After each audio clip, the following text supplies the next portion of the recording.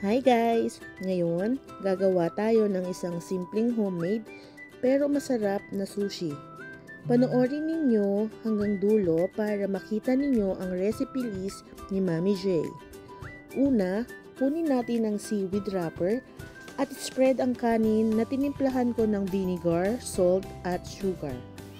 Pagkatapos, ilagay ang crab stick na binuhusan ko ng mainit na tubig at binabad ng 3 minuto para maluto. Isinunod ko na rin ang hiniwang scrambled egg, pati ang pipino, mangga at spring onion. Siyempre, huwag kalimutan ng Japanese mayonnaise na magdadagdag ng malinamnam na lasa sa ating sushi. At guys, gumawa rin ako ng special mixture sauce. Natuwa ako sa combination ng sangkap na ito.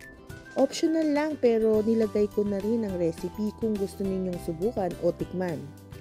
Pagkatapos, i-roll na natin at hiwain ayon sa laki na gusto ninyo. Subukan ninyo ang simpleng recipe na to.